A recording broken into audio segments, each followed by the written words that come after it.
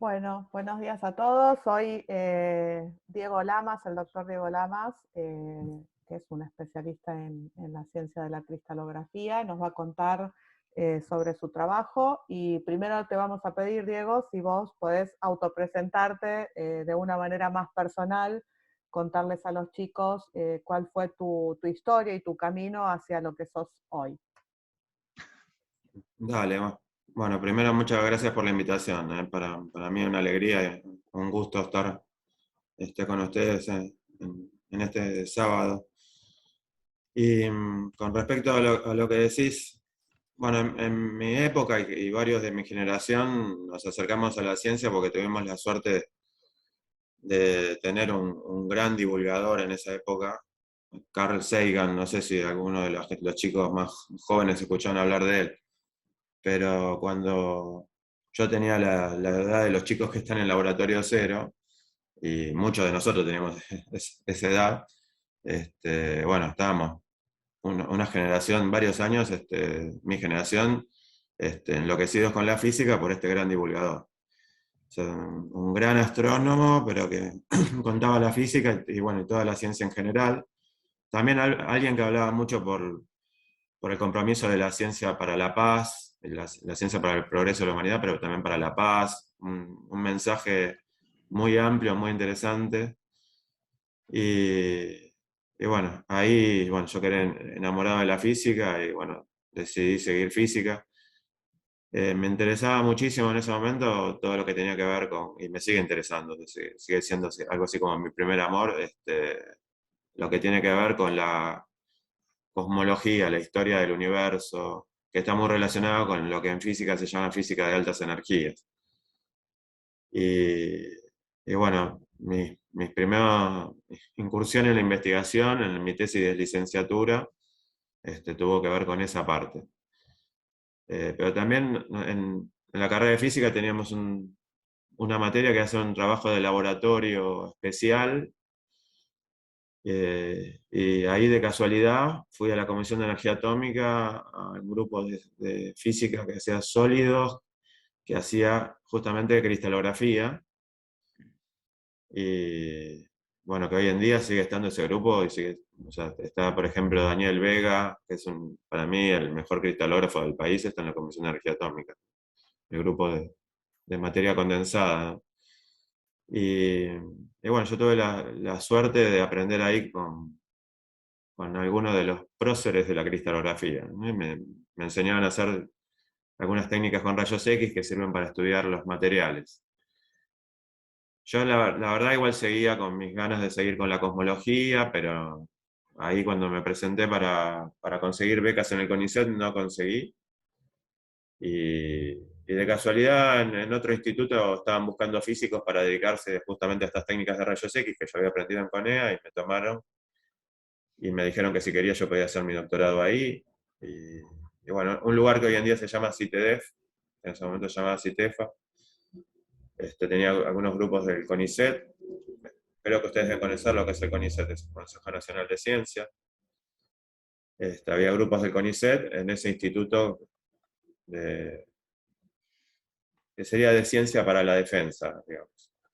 Y bueno, hay un grupo de sólidos, me tomó y me dijo que haga el doctorado ahí, me dieron cosas de cristalografía para estudiar y terminé con la cristalografía y con el tiempo me enamoré de la cristalografía, sería mi segundo amor. Eh, y bueno, especialmente cuando fui a la Unión Internacional de Cristalografía, o sea, cada 3 años hay una gran organización mundial de esta ciencia, se llama Unión Internacional de Cristalografía. En física, por ejemplo, no sé si ustedes escucharon hablar que está una que se llama UPAP, que es la Unión Internacional de Física Pura y Aplicada. Los químicos hablan mucho de la de ellos, que se llama UPAC, que es la Unión Internacional de Química Pura y Aplicada. La de cristalografía se llama Unión Internacional de Cristalografía. La primera vez que fui a un congreso de eso, ya justo cuando estaba terminando ya mi doctorado, ahí sí quedé totalmente enamorado porque ahí vi lo amplio que era la cristalografía, que era muchísimo más amplio de lo que yo me había dado cuenta. Y bueno, un poco que lo que voy a compartir con ustedes es eso, es lo amplio que es, todo lo que abarca y las cosas que tienen en común esos distintos campos dentro de la cristalografía.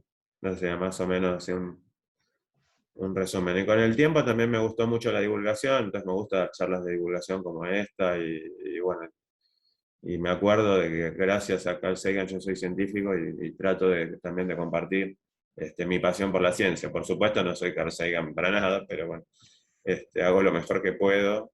Y bueno, como ustedes con Laboratorio Cero, ¿no? Solange, Andrés, o sea, lo que ustedes están haciendo es súper valioso, ¿no? Bueno, muchas veces contamos esa anécdota que uno empieza la carrera o estudia una carrera por una rama o pensando que va a ser, no sé, cosmología y termina siendo otra rama completamente distinta porque dentro de la carrera uno descubre cosas nuevas, cosas que obviamente no sabía antes de empezar. Un poco la función del Laboratorio Cero es mostrar la existencia de las diversas ramas de la física, la química, la ingeniería. Y un detalle que quería contar es que, Diego, vos fuiste docente mío, o sea, yo fui alumno tuyo en mecánica, no quiero ni decir la fecha, pero fue el 93, así que 30 años casi. Es increíble Eh, cómo pasa el tiempo. sí, sí, Y bueno, así yo me que, recibí en el 92, dentro de un mes se cumple 30 años, ¿no? Me tiro por la ventana. ¿Tienen alguien que hable en vez de mí? Me voy a tirar por la ventana.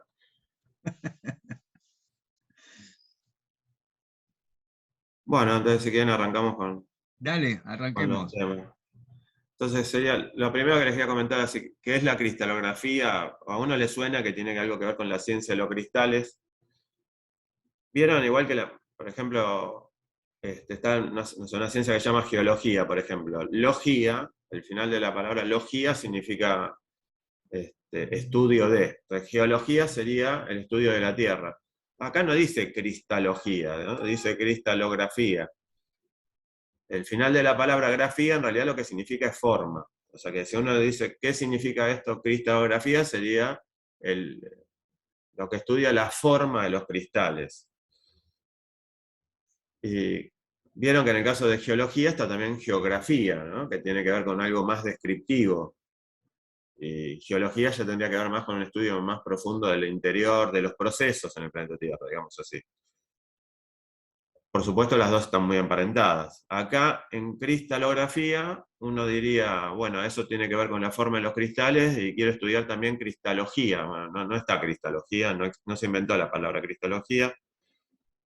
Quedó solo cristalografía, pero abarca las dos cosas. No es nada más la forma de los cristales, que por supuesto son muy lindos, ¿no? Ustedes saben, por ejemplo, el cuarzo, que ven acá la foto, y no sé, espero que tal vez ustedes tengan cristales en sus casas minerales, ¿no? No sé si ustedes me están viendo ahí a mí, pero por ejemplo yo acá ando siempre con algún cristal por ahí para mostrar. Por ejemplo, este es uno de yeso que me regalaron cuando fui a dar charlas como esta en las grutas, me regalaron uno de yeso. Está bastante golpeado, pobre, por la naturaleza y por mí también en los viajes. Pero bueno, es esto mismo que ven acá, que por más que sea un poco deforme, ven, es bien liso, las caras son bien lisas, dos caras súper paralelas, bien lisas, transparentes. Bueno, el cuarzo lo deben conocer, ¿no? O sea, también estas geometrías tan hermosas que tienen los cristales, eh, por, su- por supuesto llamaron la atención al hombre desde hace muchísimos años, ¿no? El ser humano desde hace miles de años. Por lo menos 5.000, 6.000 años atrás, en China, en India, hay registros escritos de gente que dijo, básicamente, qué lindas que son estas cosas. Y bueno, el nombre de cristalografía tiene que ver un poco con eso, con las formas, y se empezaron a clasificar los cristales por sus formas. Pero ir más allá de decir qué lindos que son, qué formas tienen, clasificarlo por las formas, llegó bastante después, hace un poquito más de 400 años, gracias a este señor, que lo deben conocer, Johannes Kepler. Ahí Carl Sagan hablaba mucho de Johannes Kepler. Fue el que estudió, un gran astrónomo que estudió cómo se mueven los planetas alrededor del Sol. Un genio total este señor, ¿no? Tiene 3 leyes de movimiento planetario, pero además de todo lo que hizo en astronomía, también hizo un trabajo que la mayoría de la gente no conoce, pero que para la cristografía fue fundamental, estudiando la forma de los cristalitos de hielo en la nieve. No sé si todo el mundo prestó atención a las formas que tienen, pero tienen unas simetrías bastante particulares, las simetrías de un hexágono Si yo digo simetría hexagonal, ¿todo el mundo me entiende? La simetría es de un hexágono regular. O sea, simetría es decir roto de a 60 grados. El que nunca se dio cuenta de esto, le recomiendo que vea la película Frozen y que mire los dibujitos de los copos de nieve que caen y van a ver siempre, se hace hincapié en esa simetría hexagonal. Estas son fotos famosas de distintos cristalitos de hielo y siempre tienen esa simetría hexagonal. Johannes Kepler prestó atención a eso y escribió un tratado que se llamó algo así como el copo de nieve de 6 ángulos, en latín. Bueno, yo no me acuerdo nada de latín, tuve latín en la secundaria, pero no me acuerdo nada. Pero bueno, el nombre en castellano sería el copo de nieve de 6 ángulos.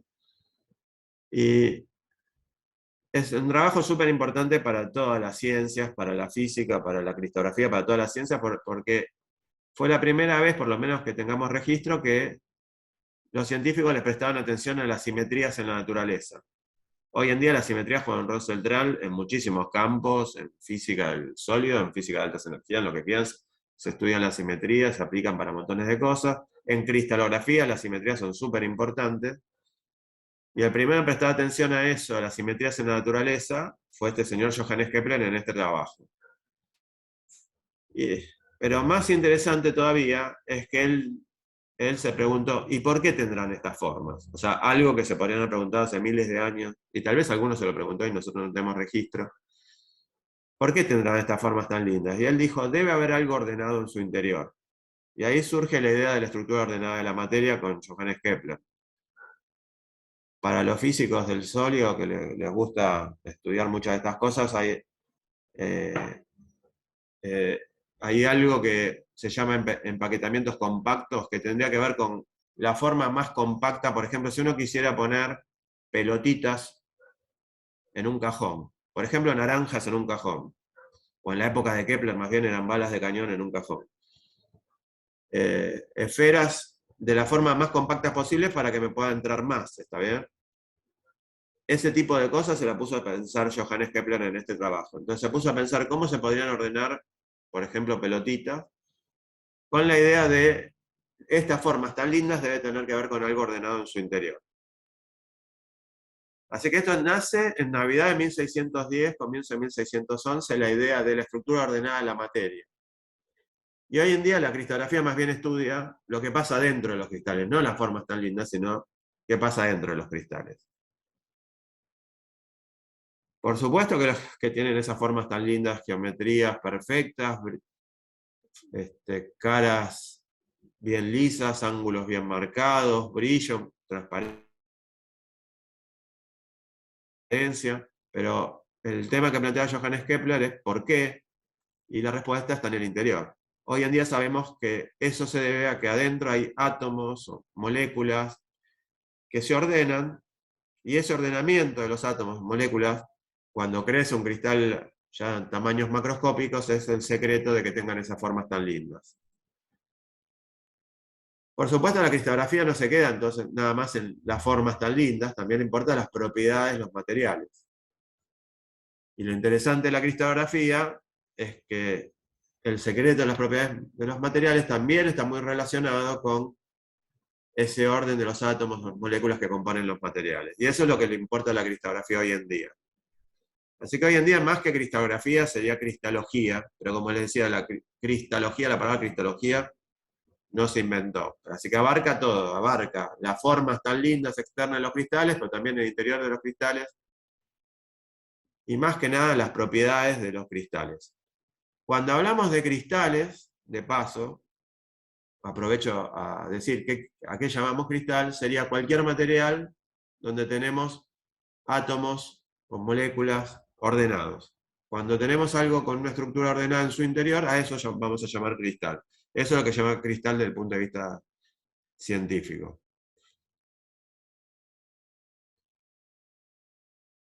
Bueno, esto que veíamos acá, por ejemplo, es la sal común de mesa, el cloruro de sodio. Si uno pudiera ver los átomos, en realidad serían lo que los químicos llaman iones, ¿no? Porque los físicos también llaman iones, porque son átomos, pero están cargados. Sería el caso del cloruro de sodio, la sal común de mesa, uno tiene cloros y sodios, pero tenemos esos cloros y sodios tienen carga, en realidad es sodio con una carga positiva, sodio más, y cloro con una carga negativa, cloro menos.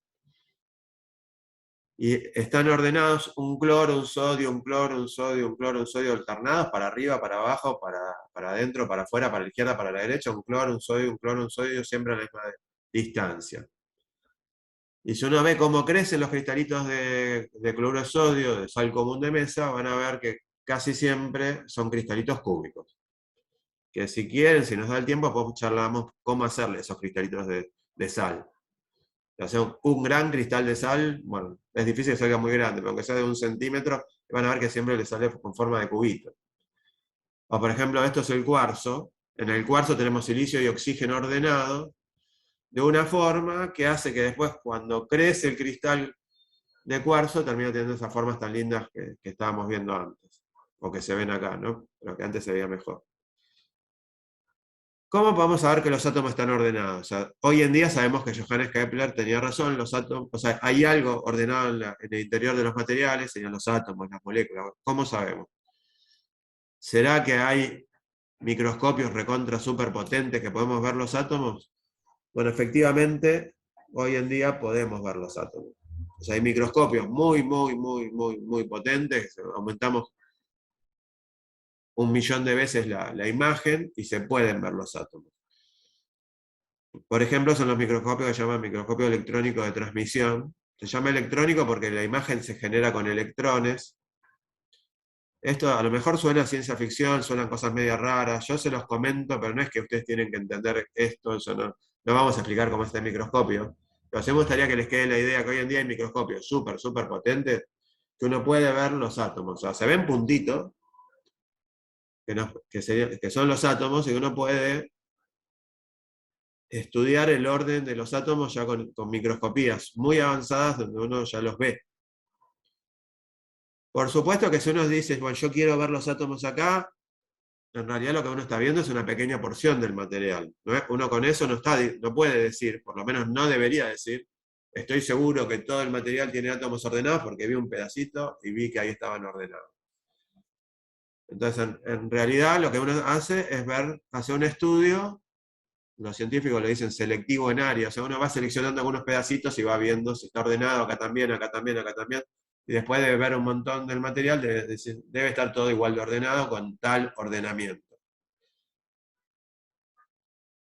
Pero bueno, no es que uno ve todo el material de uno ordenado, ¿no? Pero bueno, estos microscopios súper potentes son súper importantes y hoy en día la cristalografía está avanzando muchísimo gracias a estos microscopios. Pero no fue con estas técnicas, con estos microscopios, que se demostró que Johannes Kepler tenía razón, que hay una estructura ordenada de la materia. Y no es, o sea, por lo carísimo que son estos microscopios, no es la técnica por excelencia de la cristalografía. A pesar de que cada vez hay más grupos que trabajan más en esto, sigue sin ser la técnica por excelencia de la cristalografía. La técnica más importante de la cristalografía, incluso hoy en día, es una técnica que se llama difracción de rayos X. Acá se pudrió todo, ¿no? Porque uno dice microscopio, entre todo uno se imagina algo, tal vez se imagina una lupa, no sé qué bien que se imagina, pero se imagina algo, ya uno dice difracción, no sé si ustedes se imaginan algo. Difracción es un fenómeno que tiene que ver con lo que se llama en física interferencia de ondas.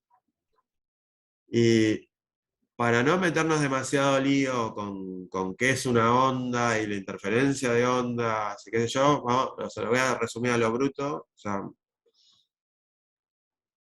yo no tengo el don de Carl Sagan de enseñar las cosas bien, y lo voy a enseñar medio así, muy con los dedos, digamos, muy intuitivamente.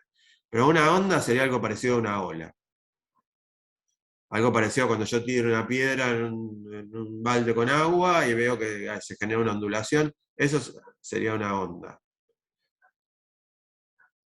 Posiblemente ustedes escucharon hablar de la longitud de onda, tal vez, o de la frecuencia de las ondas, si escucharon hablar de ondas electromagnéticas, cosas con la radio, con la luz, tal vez escucharon hablar de frecuencia de onda, longitud de onda. Longitud de onda sería, si uno tiene algo así como una ola, del máximo de una ola al máximo siguiente, esa distancia horizontal, ¿sí? En el espacio, es lo que se llama longitud de onda. Espero, por acá hasta ahora me van siguiendo.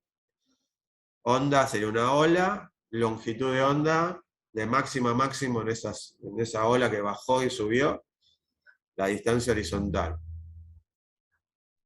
Yo no estoy leyendo los mensajes, pero espero que digan que sí. Y si no se entiende, me dicen. Dylan dice, en la mecánica cuántica se habla mucho de la longitud de onda, y después los otros chicos ponen que sí, que está siendo muy claro. Bien. Entonces, ¿qué sería interferencia de ondas? Algo así como dos olas que chocan. Y dos olas que chocan podría pasar. Imagínense que una ola está llegando al máximo y la otra ola también está llegando al máximo. Ahí lo que uno se imagina que va a pasar es que va a quedar, se van a sumar las olas, va a quedar una ola el doble de grande, el doble de altura, lo que en física llamamos amplitud de la onda, o en matemática, amplitud de la onda, pero la longitud de onda no cambia. Si las dos ondas tenían la misma longitud de onda, las dos olas eran igualitas, va a quedar con la misma longitud de onda, pero el doble de altura, lo que se llama la amplitud. Podría pasar también que una onda llegaba al máximo y la otra justo estaba en un mínimo, y ahí como que se aniquilan las ondas, no nos queda nada. Cuando las ondas se suman, se dice que es una interferencia constructiva. Cuando se aniquilan, se dice que es destructiva.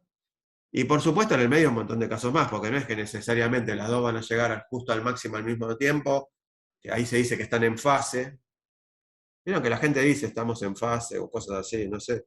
Yo digo, creo que la gente dice, no sé si todo el mundo dice. A lo mejor son los físicos locos que lo que decimos, pero la gente dice que algo así Yo te como iba a estar en decir, yo fase. también digo, pero también soy física. Sí, somos físicos, no sé. No soy Creo un que la buen gente dice ejemplo. estamos en fase. Sería que vamos juntos, estamos en interferencia constructiva, sería. Y si estamos en antifase, ahí se aniquilan. Ahí creo que la gente no dice estamos en antifase. Entonces, en el medio hay un montón de cosas, por supuesto, a lo mejor una onda subía, la ola subía un poquito y la otra subía un montón, a lo mejor una subía un montón y la otra bajaba un poquitito, no es que todo está en fase o en antifase, pero pongo esos ejemplos para que se entienda constructivo o destructivo. Difracción sería algo por el estilo. Por ejemplo, vamos a hacer ese experimento con luz, interferencia con luz. Ustedes pueden tener un láser, por ejemplo, no un láser superpotente, un puntero láser. Y por ejemplo, tener un cartón y hacer dos agujeritos. Y entonces ustedes apuntan con luz y van a ver que de cada agujerito es como que sale la luz de nuevo, ¿no? Es como que se abre un nuevo frente de ondas desde cada agujerito. Y bueno, ahí se va a generar un patrón de interferencia. Es como que ustedes están haciendo interferencia con la luz que sale de dos agujeritos. Entonces sería como lo que hablamos antes con dos olas. Difracción sería algo parecido a eso, pero con un montón de agujeritos. Y ahí uno podría imaginarse dos cosas: agujeritos ordenados y agujeritos desordenados. ¿Se imaginan qué quiero decir con agujeritos? Imagino un cartón, le hago un montón de agujeritos. ¿Qué quiere decir hacer agujeritos ordenados? ¿Se imaginan qué quiero decir? Por ejemplo, que los agujeritos son como los vértices de un cuadrado, pero que se repite en las dos dimensiones, se repite todo, una estructura como cuadrada, de puntitos, los vértices del cuadrado que se repite por todos lados. O un rectángulo, o no sé, hexágonos, lo que quieran, pero algo que se repite. Y la otra posibilidad sería hacer puntitos por cualquier lado que no tiene una estructura ordenada. Bueno, si ustedes hacen el experimento con algo desordenado, con luz, por ejemplo, van a ver que sale una mancha difusa. Y se dice que se difunde la luz. Para que se entienda un poco mejor esto y no estemos hablando tanto en el aire, vamos a hacer el experimento. Corto un cachito lo que estoy compartiendo, hago el experimento acá en mi casa. No con rayos X, con luz, porque no tengo rayos X acá en mi casa. A ver, dale. A ver si ustedes me pueden ver. Yo no sé cómo se ve esto en la grabación, porque en la grabación siempre sale solo la pantalla que uno está compartiendo, y eso es una pena, porque después para el canal de YouTube no se ve lo que vas a estar haciendo en vivo. Vamos a intentar, dejo de compartir y no sé si se puede fijar de alguna forma mi imagen. Cuando dejás de compartir, en la grabación quedan las imágenes. Ah, perfecto, perfecto. A ver. A ver si Entonces ustedes pueden poner lo fijarme a enfocamos mí. sí. Anclaje, creo que dice. Yo me estoy Claro, ponerlo en anclando a mí. anclaje. Bueno, voy a apuntar a la pared y ojalá que salga bien el experimento porque tengo un láser que anda más o menos. A Ahora ver. voy a apuntar acá a la pared de mi casa. Ustedes díganme si se ve un punto verde por ahí. Sí. Sí, sí. Bueno, lo que vamos a hacer es un experimento de difracción, no con un cartón con agujeritos, pero algo parecido, con algo que se llama red de difracción que venden con los láseres. Ustedes si van por ahí en alguna casa de electrónica, esto por ejemplo yo lo compré en una casa de electrónica. Entonces está el puntero láser, pero aparte te venden unas cosas ordenadas, no es como agujeritos, en realidad es algo como escalonado, pero que tiene un orden y nos permite hacer patrones de difracción. Entonces, por ejemplo, pongo esta red, esto que se llama una red de difracción. ¿Se ven puntitos? Sí. Sí, Sí, sí, se sí, ve, sí. sí, sí. Bueno, fíjense que yo estoy apuntando ahí en realidad, ¿eh? Cuando pongo la red de difracción aparecen puntitos para todos lados, para arriba, para abajo, para la izquierda, para la derecha, y en realidad se ven puntitos en algunas direcciones y en otras no se ve nada. O sea, hay lugares donde no llegó luz, ¿no? ¿Todo el mundo me entiende la idea? Entonces, hubo algunas direcciones del espacio donde hubo alguna interferencia constructiva y salió luz.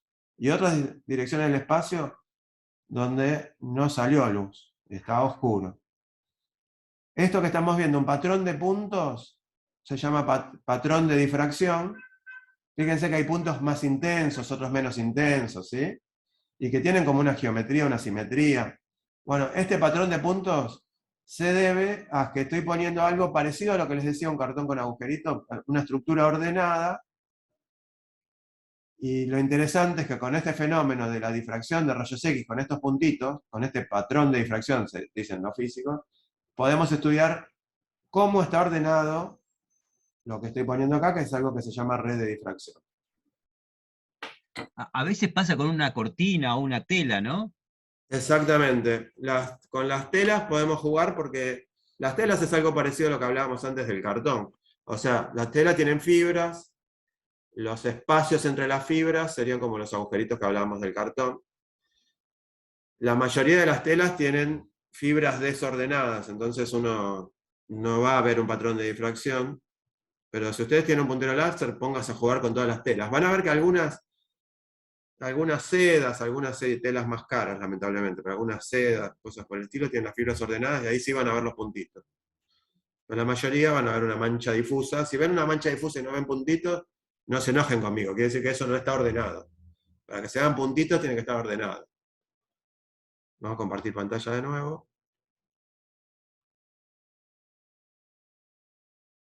Entonces, hasta acá sería ¿qué es la difracción? No, entonces es un experimento con ondas que nos permite ver si algo está ordenado. Faltó un pequeño detalle en esto. Para que se vea este patrón de difracción, la distancia que tiene lo que se está repitiendo, por ejemplo, la distancia de agujeritos que yo les comentaba antes, la distancia entre dos agujeritos tiene que ser similar a la longitud de onda que estamos usando para nuestro experimento. Si usamos una longitud de onda muy distinta a la distancia que queremos estudiar, no va a funcionar el experimento, no va a haber difracción. Entonces, por ejemplo, con luz visible, esto que estábamos usando recién, la luz verde, no sé si ustedes vieron la longitud de onda de las ondas electromagnéticas de la luz visible. Creo que la gente normal no sé si anda sabiendo esas cosas, pero les comento, son ondas con una longitud que es del orden de 500 nanómetros. ¿Escucharon hablar del nanómetro? De la nanotecnología, la nanociencia, esas cosas. Nanómetro significa la 1000.000.000ª parte del metro. Los matemáticos dirían 10 a la menos 9 metros. Los físicos también. La gente normal diría la 1000.000.000ª parte del metro. O sea, agarrar un metro y dividirlo en 1000 millones de veces, que nos quede un pedacito de esos, sería el nanómetro. Entonces, con esto estamos hablando de 500 nanómetros. Estaríamos casi más cerca de los micrones, la otra unidad que pueden usar los micrones, escucharon hablar del micrón, sería la millonésima parte del metro, esto sería medio micrón. Con luz visible que va de 400 a 700 nanómetros, lo que podemos estudiar es cosas ordenadas, pero cuyas distancias sean de ese orden, de cientos de nanómetros. Entonces uno diría, vos querés estudiar que los átomos están ordenados. ¿Por qué no le tirás con luz y listo? Bueno, porque la distancia entre átomos es muchísimo más chica que la longitud de onda de la luz visible. Entonces la luz no nos sirve. La distancia entre átomos es del orden de 1000 veces más chico que la longitud de onda de la luz visible. Entonces no nos sirve. Y por eso el experimento no hay que hacerlo con luz visible, hay que hacerlo con otra cosa de longitud de onda mucho más corta que la luz visible. Con un pequeño problema. Si usamos algo más corto que la luz visible, ¿y cómo lo vamos a ver? No va a ser visible. Entonces ahí, eso fue el problema por el cual se tardó más de 300 años en demostrar que Johannes Kepler tenía razón. Todo el mundo para por ejemplo, comienzo del siglo pasado, o sea, comienzo del 1900, todo el mundo se imaginaba que la estructura de la materia era ordenada. Todo el mundo sabía óptica y sabía difracción. El problema es con qué hacemos un experimento para ver el orden de los átomos, si no la luz visible no me va a servir. Y ahí la gente, los científicos quedaban trabados años y años y años. Hasta que aparecieron los rayos X, que ustedes deben saber que los rayos X no se ven, hoy en día sabemos que son ondas de longitud de onda cortísima, no se ven, pero nos dejan una marca en una placa fotográfica. Algunos de ustedes habrán hecho una radiografía de algo alguna vez, espero que no se hayan lastimado mucho, pero si hicieron alguna radiografía alguna vez, algún estudio de esa placa de tórax o esas cosas, los rayos X dejan marcas en una placa fotográfica. Entonces, pues, si bien es una longitud de onda que no está en el visible, nos deja algo visible. Y bueno, finalmente apareció un investigador, después de muchísimos años, que se le ocurrió, probemos con rayos X, y veamos si vemos un patrón de difracción, y efectivamente se vio. Si nos queda tiempo, después les cuento quién fue ese señor, y charlamos un cachito de la historia, pero ya desde 1912, hace unos días se cumplieron 110 años, fue el 21 de abril, hace 9 días, el 21 de abril de 1912 se hizo por primera vez este experimento que les estoy contando.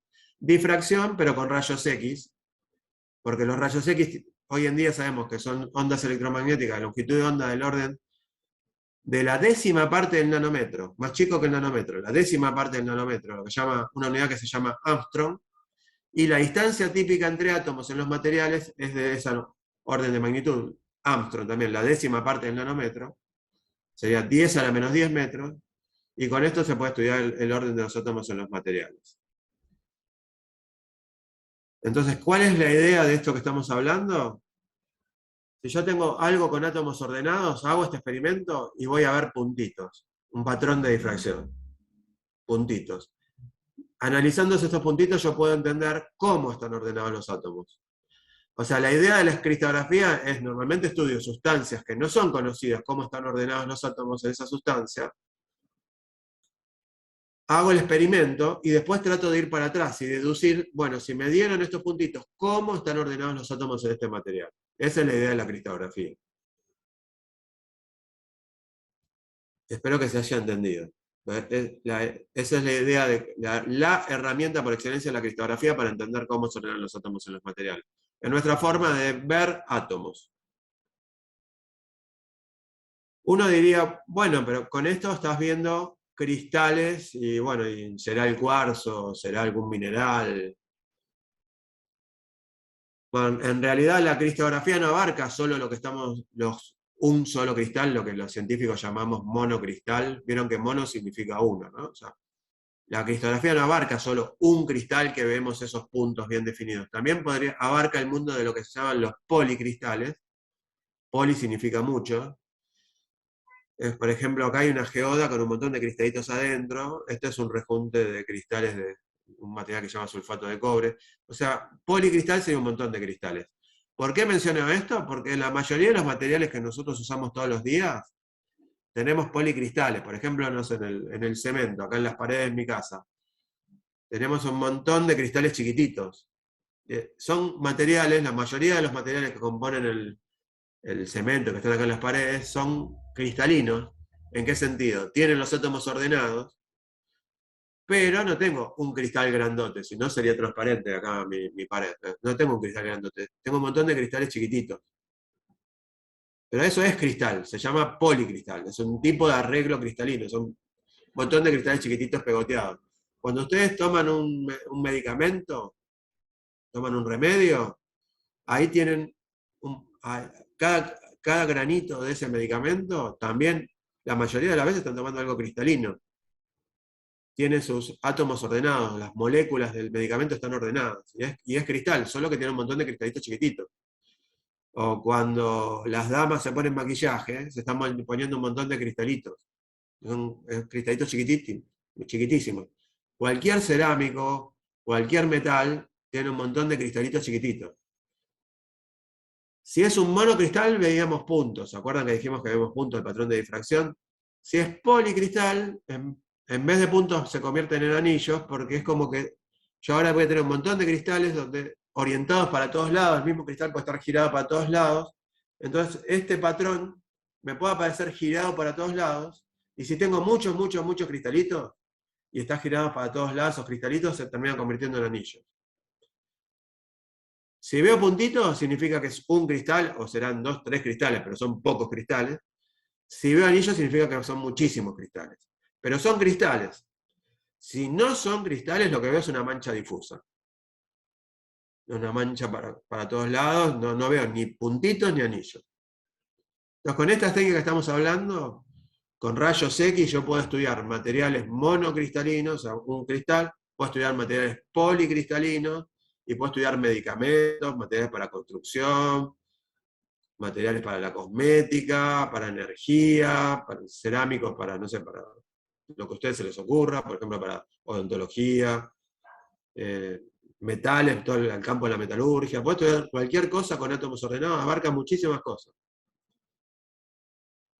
Esas cosas se hacen con aparatos que llaman difractómetro de rayos X, que básicamente es un aparato que tiene una fuente de rayos X, un tubo de rayos X.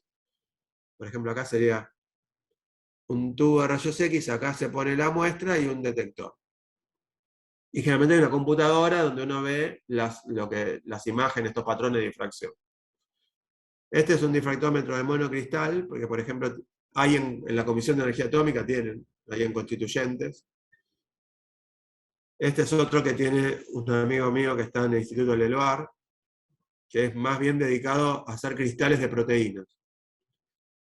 Este es un difractómetro que tenemos en la Universidad de San Martín, en mi laboratorio de cristalografía aplicada se llama, que es para polvos. También hay como este, en la Comisión de Energía Atómica en Constituyentes, tienen como este, tienen dos por lo menos, tienen varios en realidad. Ahí. Y este es otro que tengo en mi laboratorio, que se los invito a visitar, que es muy largo, porque la idea es hacer este tipo de experimentos, pero para ángulos muy chiquititos, y más que ver la información de los átomos, da información de las partículas. Si yo tengo, por ejemplo, nanopartículas en un nanomaterial, puedo ver las formas y los tamaños de las partículas, viendo ángulos muy chiquititos. Entonces por eso es tan largo. Esto tiene 5 metros de largo. Así que están invitados si quieren a visitarlo. Esto les digo que es bastante impresionante. Cuando hablamos de cristal, a lo mejor ustedes se imaginaban los cristales de la naturaleza, el cuarzo, la florita, el diamante, el rubí. Acá son cristales de yesos gigantes. Estas son unas cuevas en México, en un lugar que se llama Naica, que son cristales de yeso gigantescos. Fíjense que hay un señor, un amigo nuestro español, está ahí parado, Juan Manuel García Ruiz, mirando los cristales, tienen 10 metros de largo más o menos. Esos son los cristales naturales más grandes que se conocen hoy en día. Esos serían monocristales, pero como les decía, la cristalografía también abarca el mundo de los policristales. Y en cualquier cerámico, cualquier metal, polvo, de muchísimas cosas, son cristales también. Yo medio que lo estoy tratando de convencer que hay cristales en todo. Y bueno, un poco soy exagerado y otro poco es verdad. En casa, en las paredes, en el techo, incluso dentro del cuerpo de ustedes hay cristal. En el azúcar, en la sal. Ahora, justo que lo que la gente llama copa de cristal, no es cristal.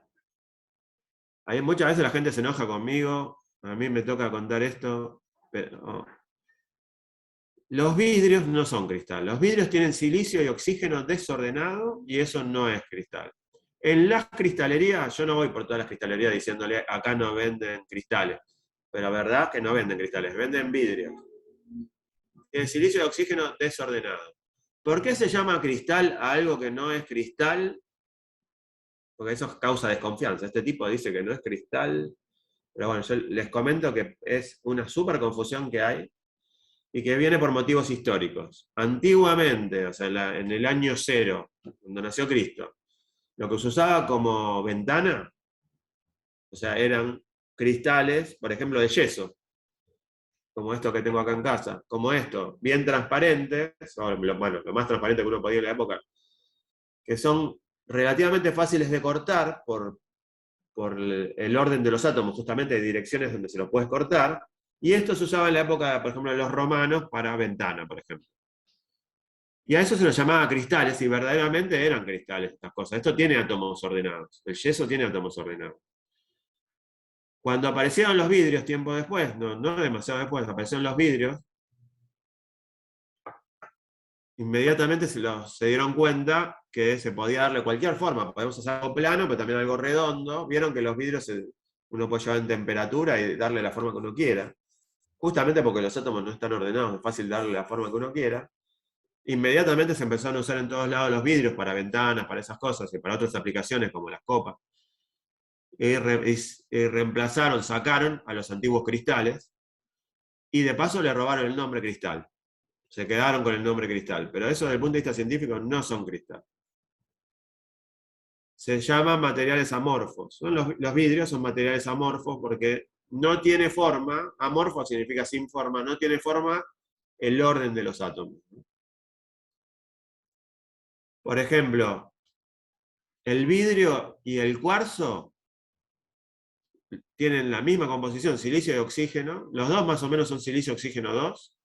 En el vidrio normalmente hay algún agregado más, algo que ayuda a bajar la temperatura para trabajarlo, pero básicamente son lo mismo, son como primos, el primo ordenado y el primo desordenado. Uno es ordenado, otro es desordenado. El cuarzo con silicio-oxígeno ordenado, el vidrio con silicio-oxígeno desordenado. Y con eso uno le da la forma que uno quiera al material, y en el cuarzo no, tiene geometrías bien definidas. Entonces, esto no es cristal. O sea que hay cosas que no son cristal, los vidrios no son cristal. Los polímeros tienen una parte ordenada, una parte desordenada, están a mitad de camino. Los cristales líquidos tienen un orden en una dirección sí, en otra no, están también a mitad de camino. Entonces hay cosas, digamos así, blandas, digamos, que están a mitad de camino. Pero cristales hay montones de cosas. Las cosas que ustedes usan todos los días está lleno de cosas donde están usando cristales. Y la técnica de la cristalografía se usa para farmacia, para cosmética, para alimentos, para lo que a ustedes se les ocurra. La industria aeronáutica, la electrónica, casi todas las cosas que usamos en todos los días, salvo los vidrios, son cristales.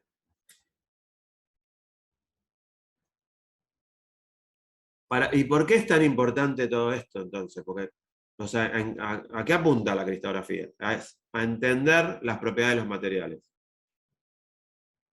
Por un lado, a identificar qué compuestos tengo. Con estas técnicas yo puedo identificar qué compuesto tengo. Pero también a ver si el compuesto que tengo, qué orden tiene de átomos, y eso relacionarlo con las propiedades. ¿Ustedes conocen un caso muy famoso? El caso del diamante y el grafito. ¿Por qué los estoy emparentando? Bueno, porque desde el punto de vista de la composición química, los dos tienen la misma composición química. ¿Ustedes saben átomos de qué hay en el diamante y en el grafito? ¿De carbono puede ser? Átomos de carbono. Solamente átomos de carbono. ¿Y por qué? O sea, creo que no hace falta que los convenza de que tienen propiedades muy diferentes, ¿no?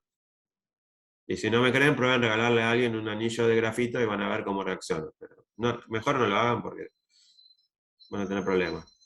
¿Por qué tienen propiedades tan diferentes? Por ejemplo, ¿por qué el diamante es tan duro y el grafito tan blando?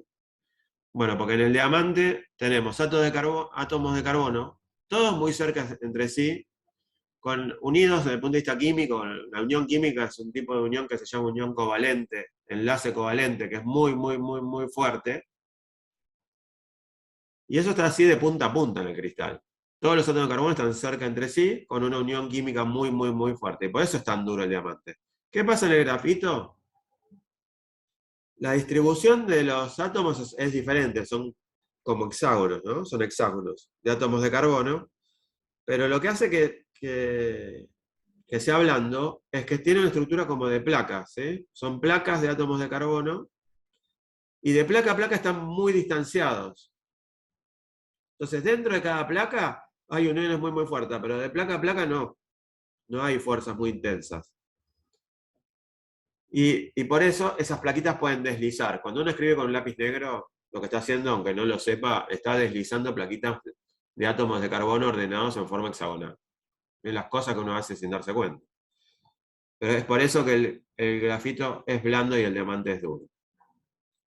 Entonces, esto que estamos hablando, en el caso así tan simple, del átomo de carbono nada más, se puede aplicar al cuarzo, se puede aplicar a entender las propiedades de muchísimas sustancias, incluso de cosas orgánicas, incluso de macromoléculas, hasta proteínas.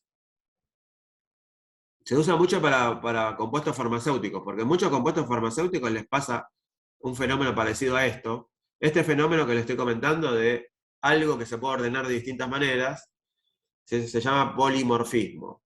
Poli, ¿se acuerdan que quería decir mucho? Polimorfismo quiere decir muchas formas de ordenarse. Hay compuestos que tienen muchas formas de ordenarse.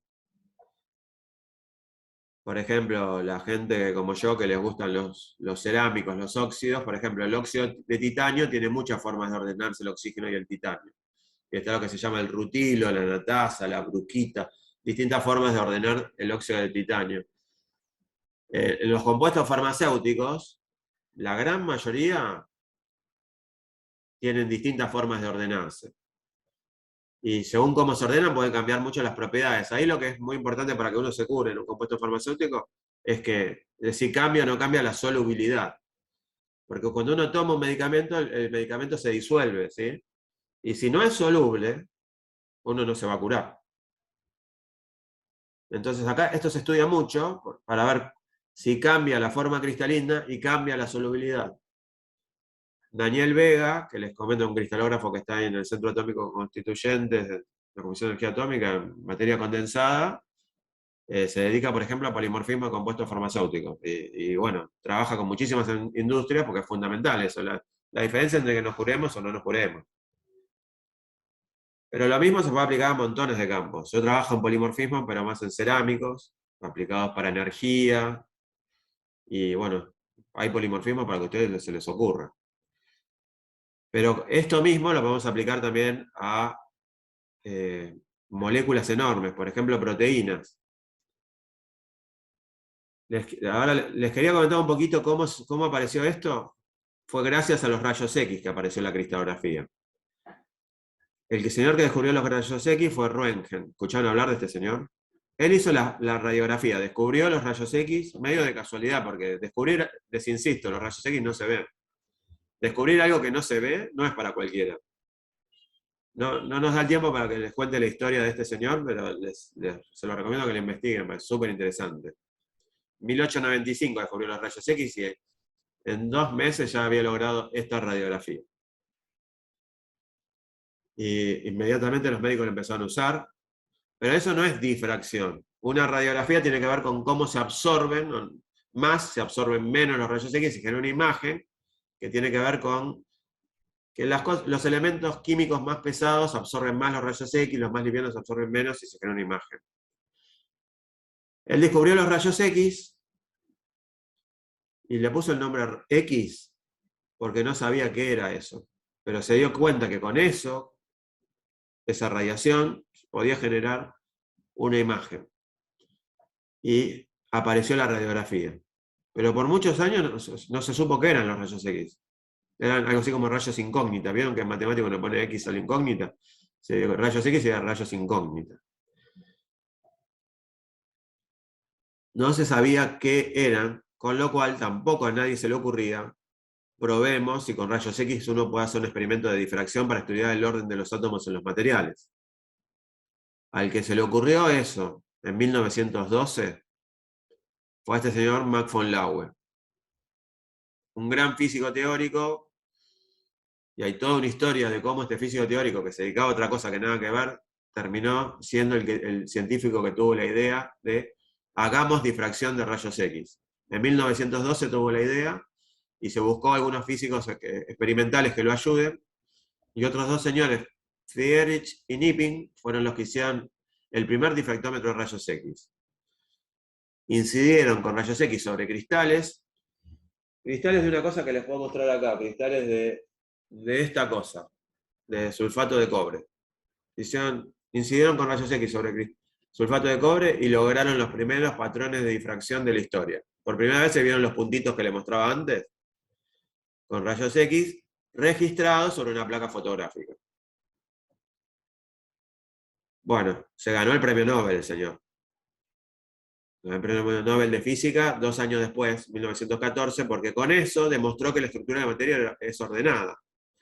Pero además, porque se vio el patrón de difracción, significaba que los rayos X eran ondas electromagnéticas, igual que la luz, pero de longitud de onda cortísima, mucho más corta que la luz visible. Entonces, con el experimento de la difracción de rayos X se resolvió el dilema de qué son los rayos X, y se resolvió el dilema de cómo hacemos para demostrar si la estructura de la materia es ordenada. El dilema de Kepler ya tenía 300 años en ese momento, y el dilema de Röntgen, que tenía 16 años más o menos, se resolvió con este experimento de la difracción de rayos X. Él hizo la primera teoría de la difracción de rayos X, pero él no logró cómo hacer con los puntitos del patrón de difracción para sacar de qué manera están ordenados los átomos acá. Una cosa es que uno diga, veo puntitos, o sea, veo un patrón de difracción. Significa que los átomos tienen que estar ordenados en este material. Y otra cosa es que uno diga, con estos puntitos yo voy a sacar de qué manera están ordenados los átomos. ¿Se entiende la diferencia? Una cosa es decir, está ordenado o no está ordenado. Y otra cosa es decir cómo están ordenados los átomos en cada material. Que no es siempre el mismo tipo de orden, son distintos órdenes. Los que pudieron hacer eso fueron estos señores. Los Bragg. Padre e hijo. Para complicarnos la vida se llaman igual, los dos William Bragg. William Henry Bragg el padre, William Lawrence Bragg el hijo. Se enteraron del experimento de Max von Laue, repitieron el experimento. Max von Laue estaba en Alemania, ellos en Inglaterra, repitieron el experimento en Inglaterra, y se pusieron, el padre, a estudiar más bien los rayos X, qué longitud de onda tenían, tratar de medir la longitud de onda de rayos X, y se dedicó más bien a lo que se llama espectroscopía. El que fue más cristalógrafo, más fuerte, fue el hijo, que se puso a estudiar la estructura del cloruro de sodio, del fluoruro de calcio, y demás, de un montón de sustancias. Y pudo, a partir de los puntitos, encontrar cómo están ordenados los átomos, por ejemplo, en el cloruro de sodio, que es muy fácil, y en sustancias simples. Y ahí nace la cristografía moderna. Con esta gente nace la cristografía, no de decir qué lindo que son los cristales por fuera, sino de estudiar cómo se ubican los átomos dentro del material, por lo que les decía antes, para relacionarlo con las propiedades de los materiales. Así que hace poquito se cumplieron 110 años del primer experimento que se debió gracias a este señor, y a Friedrich y a Knipping, que son los que hicieron el difractómetro. Así que la cristografía tiene 110 años. ¿Qué pasó en estos 110 años? De todo. Esta técnica se aplicó para muchísimas cosas más. ¿Escucharon hablar de la doble hélice del ADN? Sí. Pues el ADN es, bueno, de nuevo, una molécula y que tiene una estructura como ven acá, de doble hélice. Cuando se entendió que era una doble hélice del ADN, inmediatamente se entendió cómo se transmite la información, se entendió que eso se desenrolla y que así se transmite la información genética. Entonces se entendió cómo transmite la biología, la información genética es desenrollando esta doble hélice. Pero ¿cómo se descubrió que era una doble hélice? Gracias a la cristografía, patrones de difracción. No es que se hicieron cristales de ADN, se hicieron fibras. Y esas fibras difractaban y estudiando el patrón de difracción se logró resolver la estructura del ADN. Contado así, la historia es muy linda. De hecho, la gente que hizo eso se ganó el premio Nobel. Y claramente creo que con eso alcanza como para que digan, uy, la cristalografía debe ser importante, debe ser útil esto.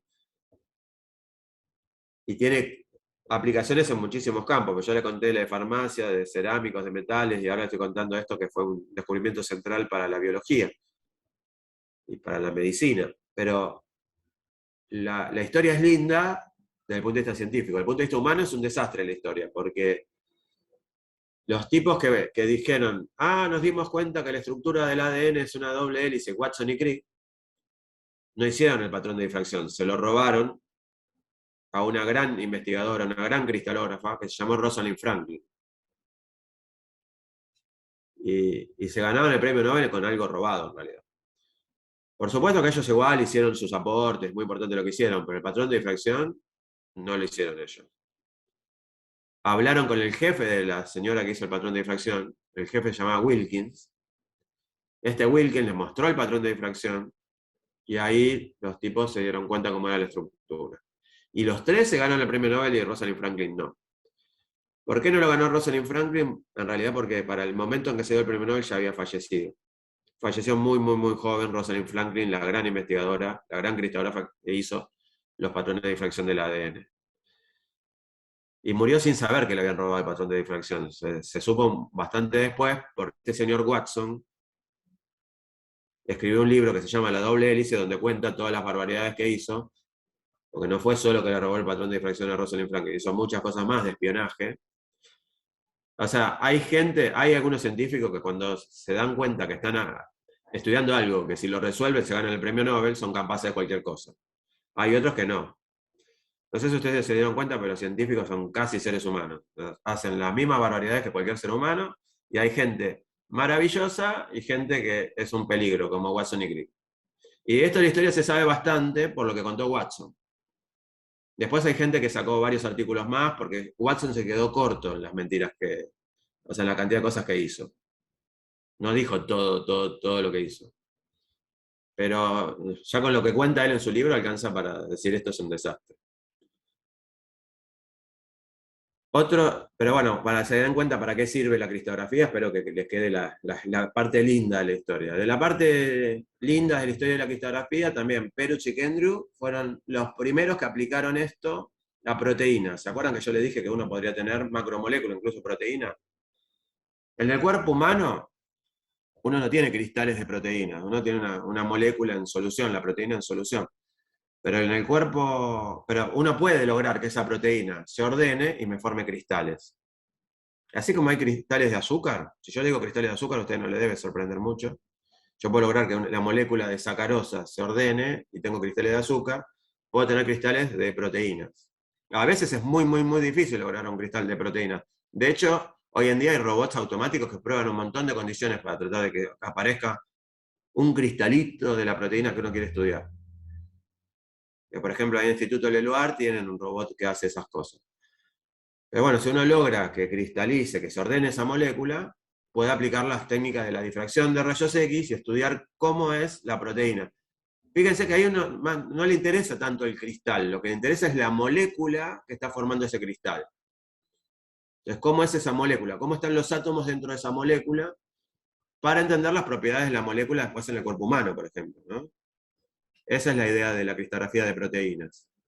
Los primeros en resolver estructura de proteínas fueron Peruch y Kendrew.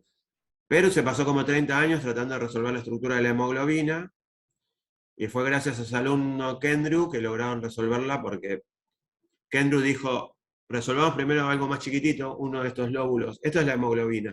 No sé si acá saber que tiene como cuatro cosas, 4 lóbulos, se dice. Uno de estos cositos es la mioglobina. Kendrew logró resolver esto y después con eso pudieron resolver la hemoglobina. Tuvieron como 30 años, Peruch estuvo como 30 años, pero bueno, finalmente se ganó el premio Nobel. ¿Se acuerdan que yo les comenté de Bragg hijo? Bragg hijo fue premio Nobel de Física, junto con el padre se ganó el premio Nobel de Física por resolver la estructura del cloruro de sodio y de algunas cosas así simples.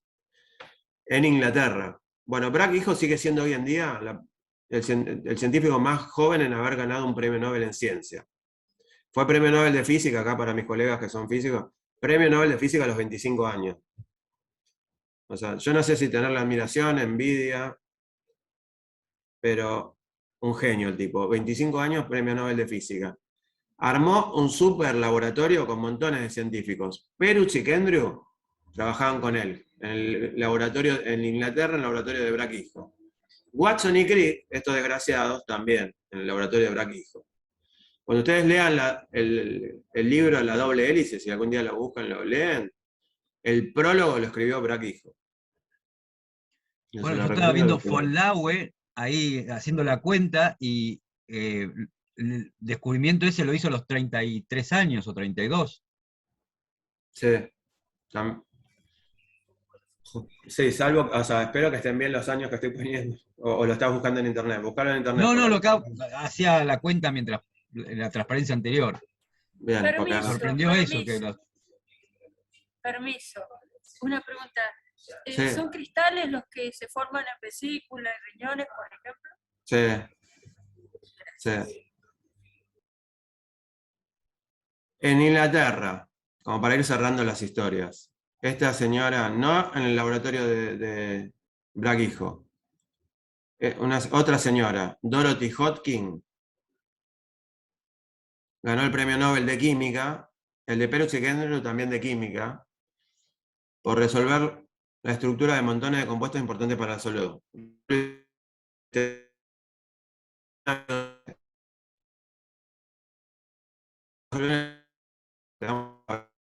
el 64 le dieron el premio Nobel de Química. Pero ella quería resolver la estructura de la insulina. La insulina, todo el mundo ha escuchado hablar de la insulina, lo importante que es para los que sufren de diabetes o tienen algún desorden así en el azúcar. Bueno, ella quería resolver la estructura de la insulina natural. La insulina natural se genera en el páncreas para poder hacer insulina artificial. Entonces logró cristales de insulina natural, aplicó la difracción de rayos X, logró los patrones de difracción, pero cuando quiso resolver la estructura era complicadísimo. Empezó a hacer eso más en 1930 y algo. Le llevó 35 años de su vida resolver la estructura de la insulina natural. Cuando le dieron el premio Nobel por todas las cosas que había resuelto, ella dice, bueno, muchas gracias por el premio Nobel, pero la verdad que yo llevo más tiempo no logrando resolver la estructura de la insulina que resolviendo estructuras por las cuales ustedes me están dando el premio Nobel.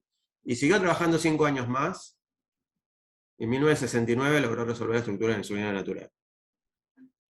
Les comento estos casos un poco por la admiración que le tengo a alguna de esta gente, y otro poco para que se den cuenta lo importante que es la cristalografía. ¿Se entiende lo importante que es esto?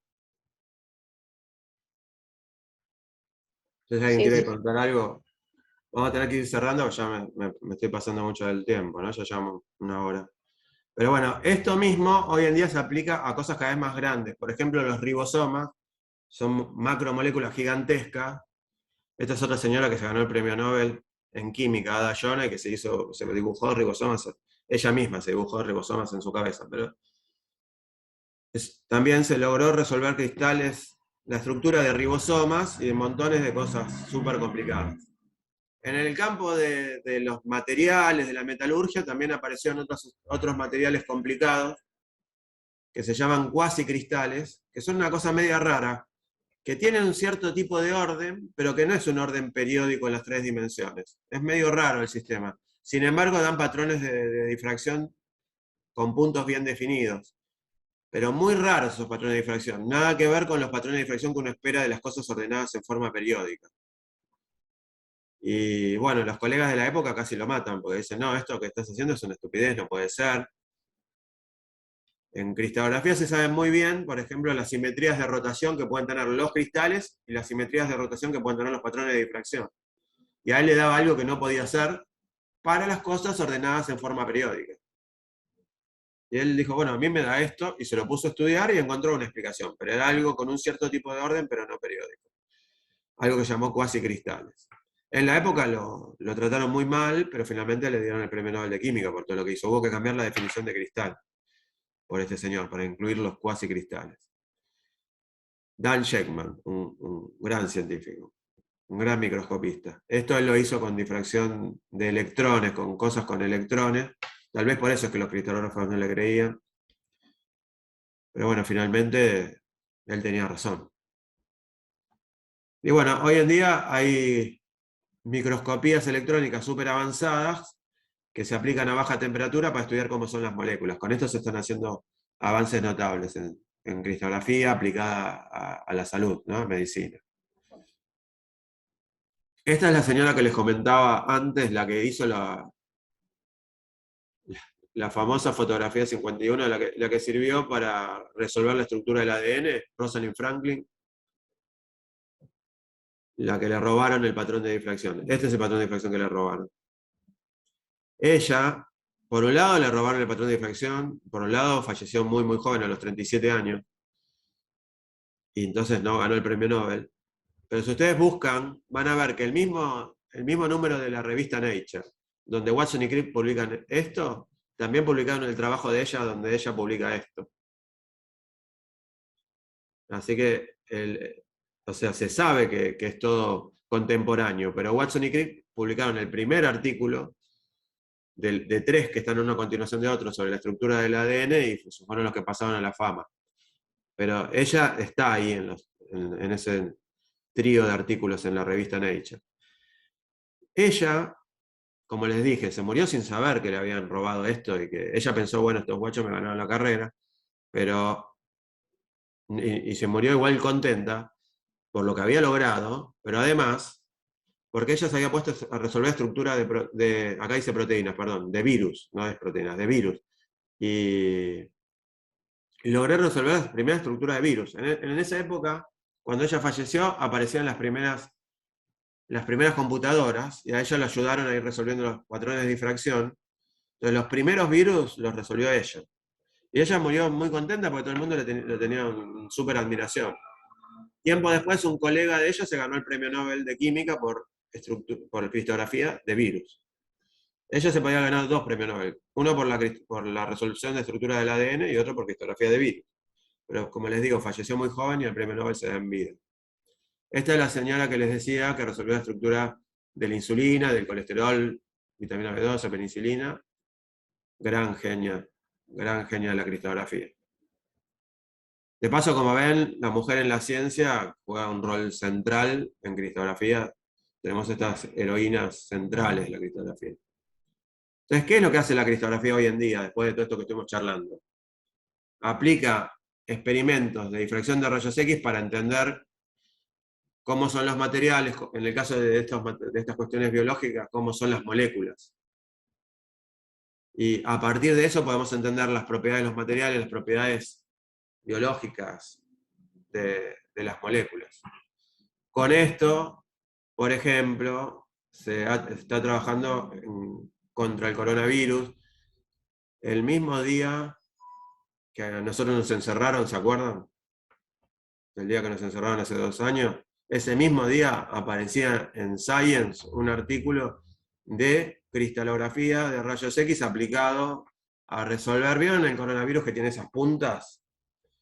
Una proteína que está en esas puntas, se resolvió cómo era la estructura, y entendiendo cómo era la estructura también se empezó a diseñar inhibidores. Este artículo probaba algunos inhibidores también del coronavirus. O sea que no, esas puntas son las que hacen que se replique el virus cuando entra en el cuerpo humano. Entonces tratar de inhibirlo sería algo así como tratar de cortarle esas puntas. Entonces no dejar que esas puntas actúen. Y bueno, eso, o sea, la cristografía dio respuestas importantes para eso. ¿Cómo se progresó tanto la cristografía? Un poco tiene que ver con las computadoras, con las herramientas de cálculo, pero también en este gran crecimiento de cosas cada vez más complicadas, no es solo por las herramientas de cálculo, sino porque aparecieron fuentes de rayos X mucho más intensas que los tubos comunes de rayos X que tal vez ustedes vieron alguna vez o que yo tengo en mi laboratorio, los de Röntgen. Hoy en día hay fuentes de rayos X muchísimo más intensas como los sincrotrones. Los sincrotrones son aceleradores de partículas, aceleradores de electrones, que están casi a la velocidad de la luz, en una cosa, como ven acá, con una órbita como si fuera circular, en realidad es poligonal, y cada vez que se tuerce la trayectoria de esos electrones se genera radiación de sincrotrón, se llama. Serían radiación de todo el tipo de longitud de onda, todo lo que ustedes quieran, en particular rayos X de longitud de onda bien corta como precisamos para estas cosas. Y gracias a estas fuentes, que son súper, súper intensas, se progresó un montón.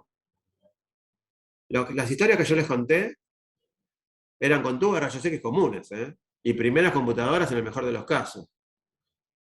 Pero después aparecieron esto en los años 70, vieron que yo les conté, 1969 resolvió la estructura de la insulina Dorothy Hodgkin. 1970 aparecen estas cosas. Con esto se han logrado avances tremendos. Incluso hoy en día hay láseres de rayos X, que son fuentes todavía más potentes. Es tan potente que se aniquila la muestra. Pero la interacción de los rayos X con el material es muy rápida y se ve el patrón de difracción. Es algo así como que ustedes me saquen una foto con algo tan intenso que me desintegran en la foto. Pero yo en la foto salgo bárbaro. De rápida que es la interacción, sale el patrón de difracción.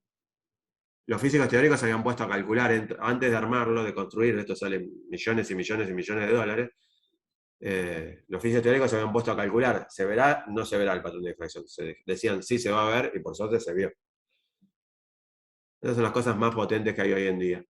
En América Latina y en nuestro país, es un momento muy lindo para la cristalografía. Por ejemplo, hoy en día se hace cristalografía no solo con rayos X, ¿se acuerdan que también les dije con electrones? Pero también con neutrones se puede hacer cristalografía. Bueno, la Comisión de Energía Atómica tiene un proyecto muy importante para hacer un laboratorio se llama Laboratorio Argentino de Haces de Neutrones, donde ahí se va a poder hacer cristalografía con neutrones.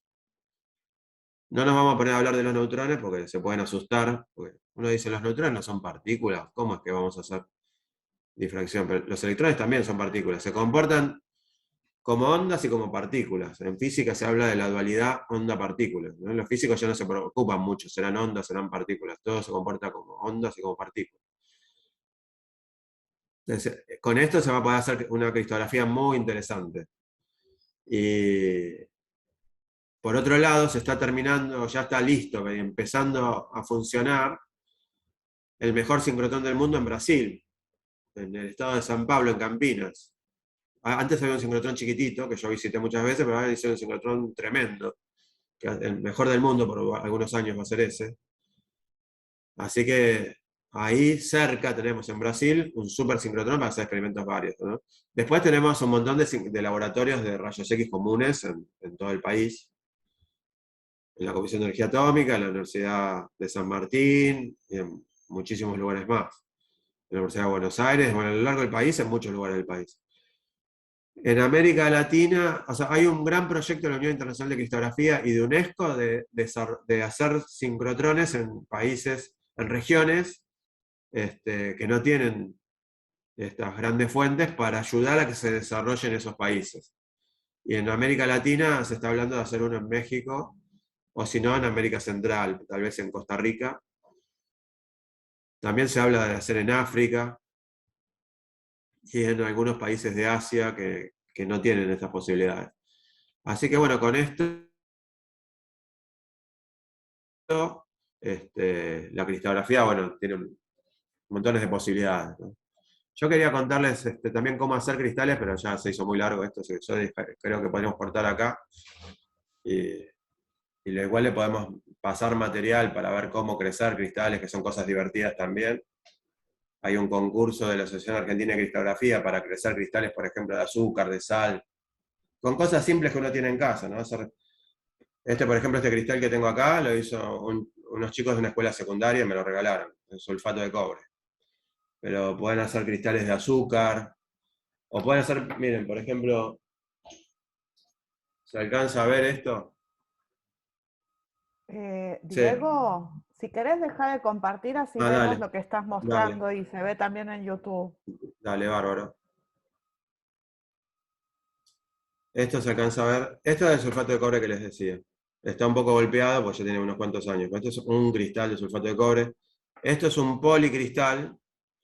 Y lo que ven acá son cristales grandes de azúcar. Un policristal, pero cristales gigantescos de azúcar. En el paquete de azúcar uno tiene cristal chiquitito de azúcar. Bueno, el mismo paquete de azúcar lo puede convertir en esto. Haciendo experimentos con lo que en química se llaman soluciones, ¿no? ¿Vieron las soluciones? Por ejemplo, puedo disolver azúcar en agua me queda algo así como agua dulce, eso es lo que los químicos llaman solución de azúcar en agua, ¿no? El azúcar sería lo que los químicos llaman el soluto, el agua el solvente, esas cosas que dicen los químicos. Bueno, haciendo lo que los químicos llaman soluciones sobresaturadas, uno puede hacer cristales de cosas lindas, así. De azúcar se puede hacer también, ponerle colorantes de esos de torta y, por ejemplo, hacer cristales de colores, es un palito. La mayoría de las cosas me las regalaron, yo no las hice. Tengo acá en casa para hacer cosas también. Tal vez ustedes se estén imaginando, y bueno, ¿y qué tenés? En tu casa tenés, no sé, una balanza, tenés vaso de precipitado. Bueno, yo, si me pongo a hacer cristales, lo hago con las cosas de cocina. Se puede hacer con tipo como, ¿vieron en una época estaba un programa? Bueno, yo soy muy viejo. Había un programa que se llamaba Utilísima. Y siempre decía, no sé, señora, agarre una taza de azúcar. Bueno, con esas recetas también podemos hacer cristales. Necesitan dos tazas y media de azúcar en una taza de agua, si quieren hacerlo en tazas. Y si no, con esto tiene para medir azúcar, para medir agua. Y son esos medidores para cocina. Y los palitos estos son palitos de brochet, o sea, no es un palito sofisticado. ¿Y cómo hago si yo quiero que crezca cristales sobre un palito, pero acá no y acá sí? Si quieren les cuento el secreto así rapidito. Le pegamos a este palito cristalitas de azúcar como vienen en el paquete y preparamos lo que los químicos llaman una solución sobresaturada de azúcar en agua, y que sería básicamente una solución que con alguna forma logramos que tenga más cantidad de azúcar que lo que se puede disolver a temperatura ambiente. Y uno pone esto, y las moléculas de azúcar que están en la solución preferentemente se van a pegar sobre los cristalitos de azúcar. Sobre donde no había azúcar no se pegan sobre donde sí había azúcar. O sea, es algo así como si fuera un gran atractor, ¿no? O sea, los cristalitos de azúcar se dicen que son cristales semilla, se van pegando ahí las moléculas de azúcar. Pero sí o sí hay que preparar una solución sobresaturada. Si la solución no está sobresaturada, y uno pone esto en algo que no está sobresaturado, se disuelven los granitos de azúcar. Para que crezcan cristales, tiene que ser una solución sobresaturada. Que bueno, eso es más largo de explicar cómo hacerlo, pero se lo dejo que ustedes lo busquen. Pero con soluciones sobresaturadas, ustedes pueden hacer cristales de azúcar, cristales de sal, cristales de sulfato de cobre. Esta cosa, sulfato de cobre, uno dice, bueno, este tipo se habrá comprado sulfato de cobre en las casas de química. Pero no, yo sulfato de cobre lo compré en la ferretería. Uno va a la ferretería, te venden sulfato de cobre así, o en las casas de pileta de natación, porque se usa o sea, yo digo antihongo, no se dice así. ¿Cómo se dice seriamente? Tiene Fungicida, ¿no?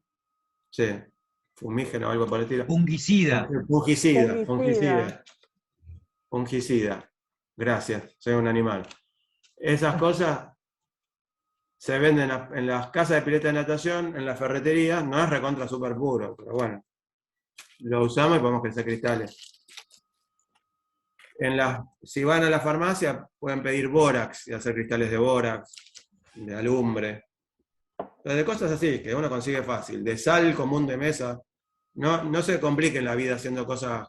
Aparte, tengan cuidado porque hay sustancias que son tóxicas. Entonces no se pongan a hacer cualquier cosa. Pero de azúcar, ya saben. O sea, en todo caso será peligroso si se comen todo el paquete de azúcar, les hará mal. Pero pues siempre me preguntan, ¿y esto se puede comer? Y sí, es azúcar. Pero si te comes un montón de azúcar te hace mal. No comas azúcar. Pero es azúcar. Entonces, estas cosas ustedes las pueden hacer en sus casas con las cosas que tienen en casa. Así que si se animan, lo pueden hacer en la escuela con los profes, mejor. Con los profes, las profes, mejor, porque ahí ellos se pueden ayudar, le enseñar la parte esta de cómo hacer soluciones sobresaturadas. Y bueno, si se animan, hay un concurso nacional de crecimiento de cristales que organiza la Asociación Argentina de Cristalografía. Quizás puedo poner el link de lo que era la nota que salió en la página de CONICET acá en el chat, que yo la debo tener por algún lado para que vean si se quieren inscribir cómo tienen que hacer. Dale, y si quieren buscar, si no, en la página web de la Asociación Argentina de Cristalografía es muy fácil, es cristalografía.com.ar. Yo espero que después de hoy la palabra cristalografía se la acuerden. Cristalografía.com.ar, ahí van a encontrar la página de la Asociación Argentina de Cristalografía. Si ahí buscan, van a ver que hay una pestaña que dice concursos y divulgación, y ahí entran y van a ver la información del concurso nacional, incluso van a ver de concursos anteriores. Se viene haciendo todos los años desde el 2014. El 2014 fue el año internacional de la cristalografía porque se celebraban los 100 años del premio Nobel que ganó Max von Laue por lo que estábamos hablando antes, por el primer experimento de la difracción de rayos X. 1912 hizo el experimento, en 1914 se ganó el premio Nobel de Física. Desde 2014, celebrando el centenario, se celebró el Año Internacional de la Cristalografía. Y ahí hicimos este concurso en la Asociación Argentina de Cristalografía, este concurso por primera vez, y lo venimos haciendo todos los años. Con pandemia, sin pandemia. También pueden hacer un trabajo de investigación sobre alguna historia de la cristalografía, sobre esta gente que estábamos hablando, sobre Dorothy Hodgkin, sobre Rosalind Franklin, o sobre los Bragg, sobre quienes ustedes quieren, y también pueden mandar un trabajo, una monografía. Pueden crecer cristales o mandar algún trabajo sobre cristalografía, sobre la historia, sobre algún descubrimiento, lo que a ustedes les guste. Diego, te quería hacer una pregunta, que justamente Sí. estabas nombrando para hacer cristales de sal. Justamente me puse a jugar yo años atrás con la cristalización de sal, y estuve notando que en un momento del año, generalmente llegando al verano o en el periodo del verano, empiezan a aparecer en los bordes del frasco como otro tipo de sal. Me da la sensación que es carbonato de sodio, pero no estoy seguro. No sé si...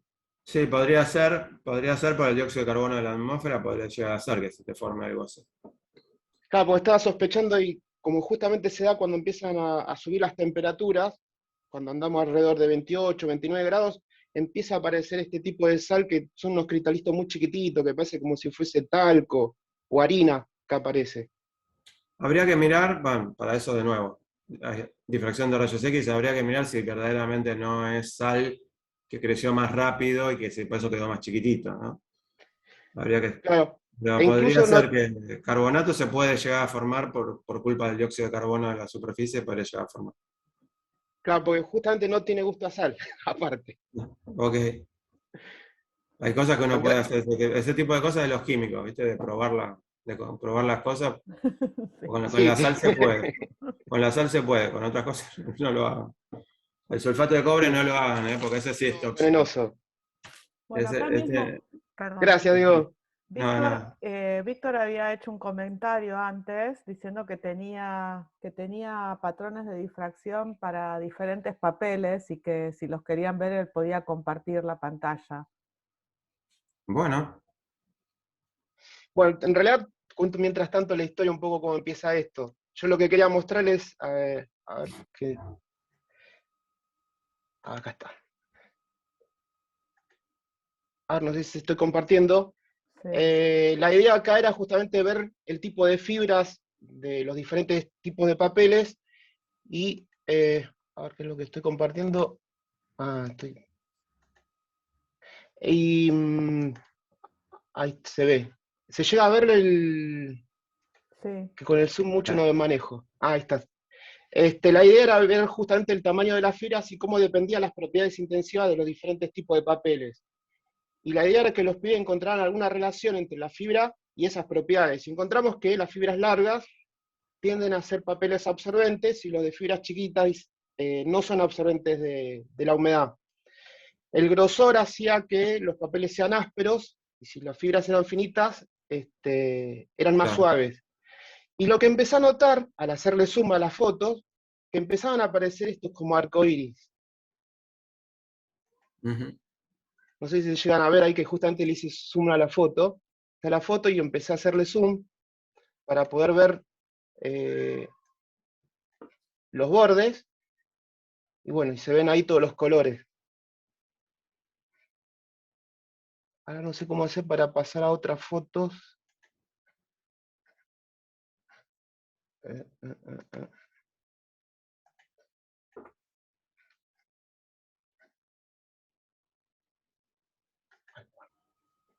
Ay, perdón que ahí está. ¿Se recuperó? Ah, Sí. porque estoy como no me manejo siempre con el Zoom, no me doy cuenta cómo manejarlo. Parecería que tenés que ir arriba y elegir Estás las compartiendo distintas pantalla pantallas, completa, ¿no? así que vos ponés la foto y se va a Claro, ver. Ah, exacto. bien. Arriba que tenés como un menú con todas las imágenes, si cliqueas ahí probablemente se cambie en la Bien. pantalla también la Acá tengo foto. otra. ¿Ves? Exacto. Ahí está.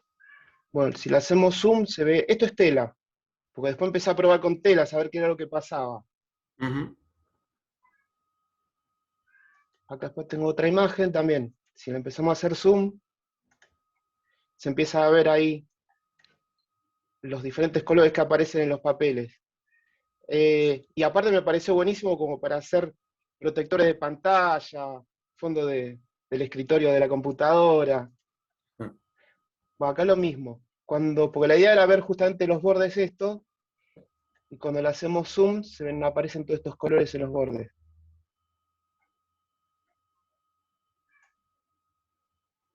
Acá también. Aparece el amarillo, azul, violeta. Bueno, acá no aparece porque justamente la intensidad de la luz era muy bajita acá, cuando sacamos esta foto. Pero acá se ve bien justamente el tipo de fibra en este papel que es de diario, con respecto a este otro de papel que es de fibras para, digamos, los papeles que se usan para envolver hamburguesas, se ven las fibras ahí que son todas chiquititas. Acá lo mismo, le hacemos zoom y aparecen ahí todos los colores. Y eso se generaría por la difracción de la luz, ¿no? Sí.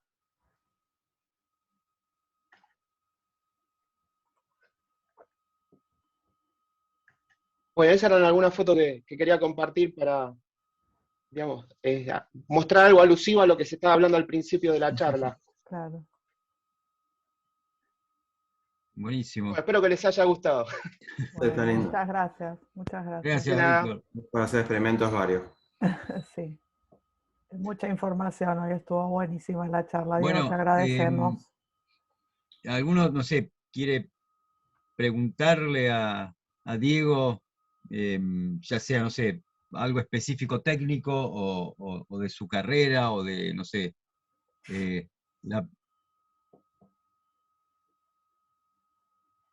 pregunta, sí, adelante. No, perdón, me interrumpí. No, dale. No, mi pregunta era cómo fue su vida de cómo pasar nos contó bien cómo fue esto de pasar desde de la cosmología hasta la cristalografía, pero cómo fue ese cambio de pasión, qué es lo que más le apasiona de la cristalografía. O sea, lo amplio del mundo, digamos, todas las cosas para las cuales sirve, cuando fui a esos congresos de cristografía y vi lo que era la comunidad, o sea, lo que más me apasiona me parece es la comunidad de la cristografía, la comunidad argentina, que hay colegas maravillosos como personas y como científicos, y la comunidad internacional. O sea, me sorprendió la cantidad de cosas que hacen, todas las actividades que hacen, y bueno, después lo útil que puede ser la cristografía para tantas cosas, ¿no? Para la salud, para energía, para montones de cosas, ¿no? O sea, lo que tiene que ver con tener un mundo mejor, me di cuenta que la cristografía era muy útil y podía jugar un papel importante. Después, por algún motivo que yo no entiendo mucho, me gustan los experimentos con rayos X, ¿no? O sea, todos estos patrones de difracción, todas estas cosas me gustan mucho. Tuve la suerte de ir muchos años a un sincrotrón, el que había antes en Brasil, antes de que hagan este nuevo, y eso me parece una locura, me parece ciencia ficción estar con un aparato que tiene electrones en ultra alto vacío a la velocidad de la luz generando radiación. Y así me fui entusiasmando, pero me parece que lo que más me entusiasmó de la cristografía me parece que es la comunidad y la cantidad de cosas útiles que tiene. Yo, como les decía, aprendí ahí con el grupo de cristografía, de materia condensada, con Mari Benjakar, que fue la directora de Daniel Vega, y fue una gran cristalógrafa, y bueno, Una de las ella fundadoras del Departamento de Materia Condensada de la Comisión Nacional de Energía Atómica, además, ¿no? Además de lindo y de apasionante, también la cristalografía presta servicios, en particular a la farmacéutica, ¿no? El grupo Claro. justamente de la CONED de Daniel Vega le mide las propiedades a las farmacéuticas, a los medicamentos que produce, y los valida, certifica que sus propiedades sean las correctas como para que puedan ser usados. O sea, tiene aplicaciones muy concretas y, bueno, aplicables a algo sensible como los medicamentos, ¿no? Es que yo creo que es súper poderosa, ¿no? Porque es la manera de ver la materia. Sí, a mí, o sea, cambié del mundo de lo súper grande a las cosas más, o sea, pequeñas. lo más microscópico. Me gustan también los nanomateriales, o sea, la mayoría de las cosas que investigué eran así con poquitos átomos, viendo qué pasan con las propiedades de las cosas, y eso también me entusiasmó bastante. Igual les tengo que confesar que no me puedo olvidar de la cosmología, ¿no? Cada tanto doy alguna charla de divulgación sobre cosas que no tienen nada que ver con cristalografía, y sigo estudiando lo más que puedo. A veces me quedo atrás con algunos descubrimientos, pero bueno, trato de estar al día lo más que puedo. O sea, me sigue encantando eso. Hoy, Perdón. uy, no, perdón. No, preguntá vos, después preguntá. No iba a contar algo, pero primero preguntaba.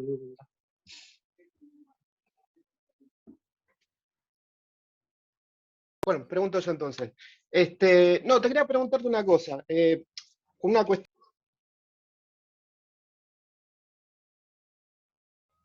Te muteaste, Víctor. Digamos, con arranco de vuelta. Con la aparición del cristal en Marte, te quería preguntar, y a partir de ahí aparece mi pregunta diciendo, ¿solamente los cristales aparecen producto de haber estado esa sal disuelta en agua? La mayoría de las cosas de la naturaleza generalmente tienen que ver con cosas solubles en agua, pero no es lo único, porque tenés en geología tenés montones de otras cosas. O sea, tenés cosas que se formaron por altas presiones, cosas que se formaron de distintas maneras, pero bueno, yo la verdad que no soy experto en eso, pero en la mayoría de los minerales, las cosas que nosotros estábamos hablando, hay muchos que son solubles en agua, y por ejemplo, lo que estábamos viendo de lo de Naica, ¿se acuerdan esos cristales gigantes que dijimos tenían 10 metros?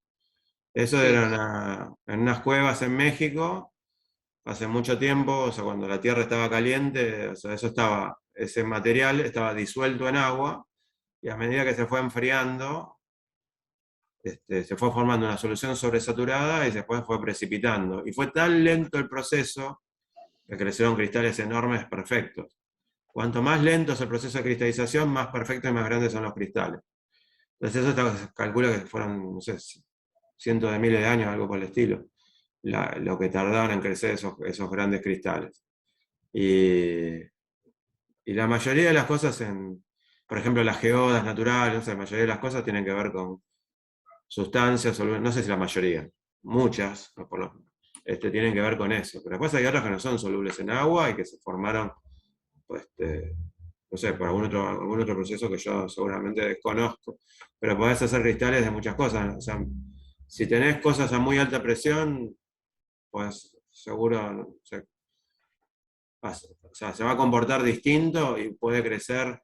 Podés hacer cristales, no sé, de metales, podés hacer cristales de semiconductores, o sea, hay muchas otras formas de crecer cristales. Normalmente necesitas que fundas el material. O sea, tienes que fundirlo y dejar que vaya enfriando para que se solidifique.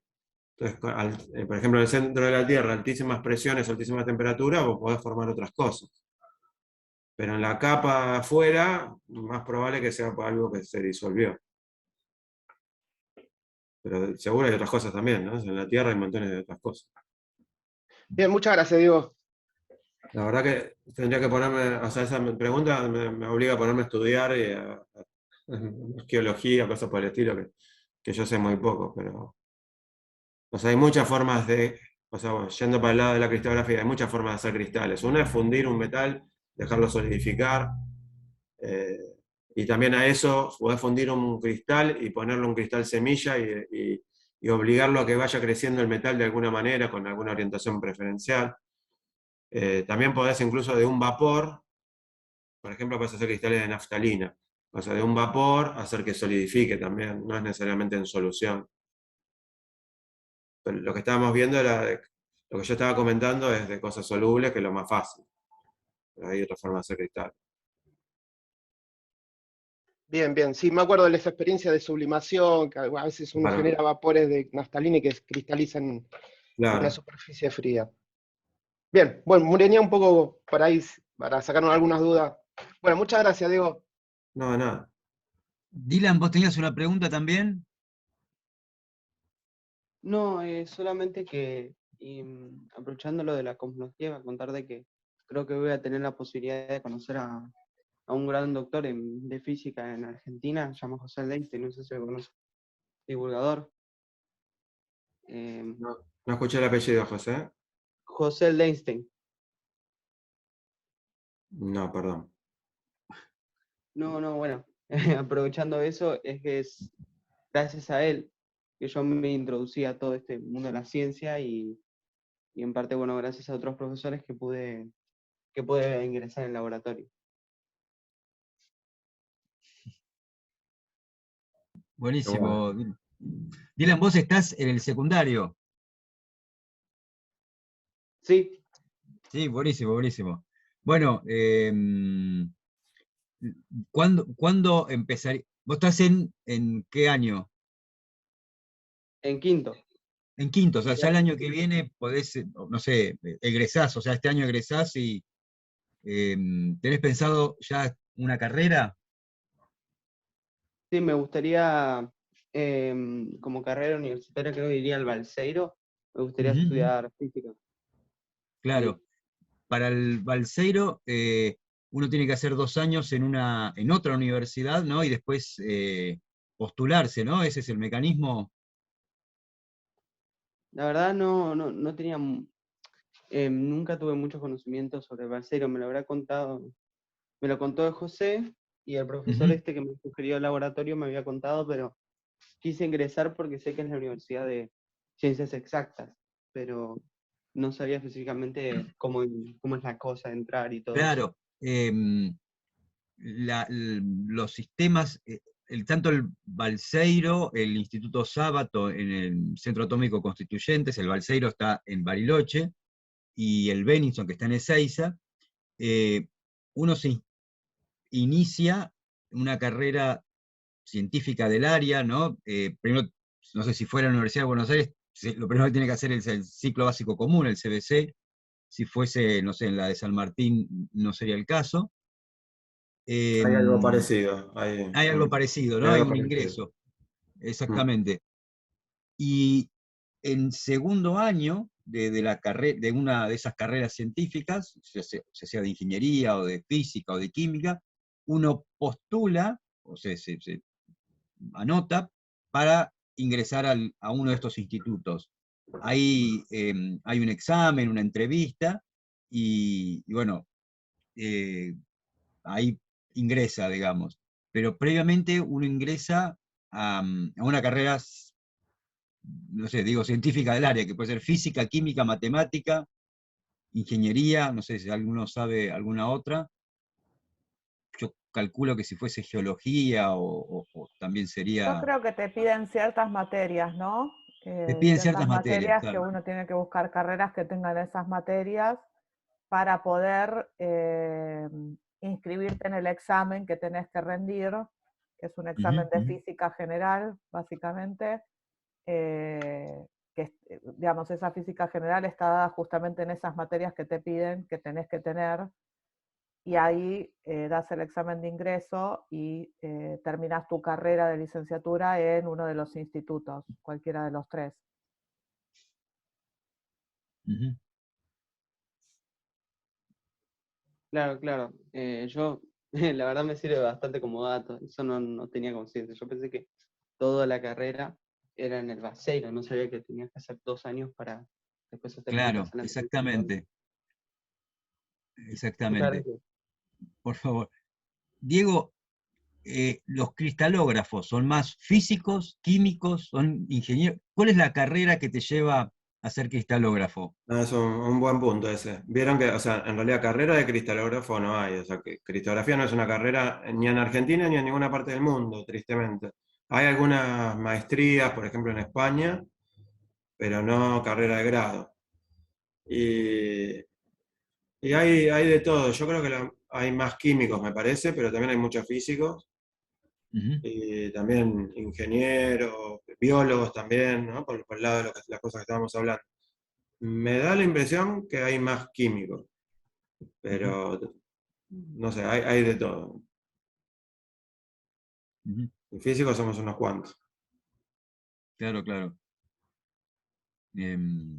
Hay muchas áreas de investigación, quiero decir, donde se llega a ese mismo lugar, ya sea estudiando química, física o incluso ingeniería, o no sé, u otra carrera así afín. Sí, sí, sí, sí.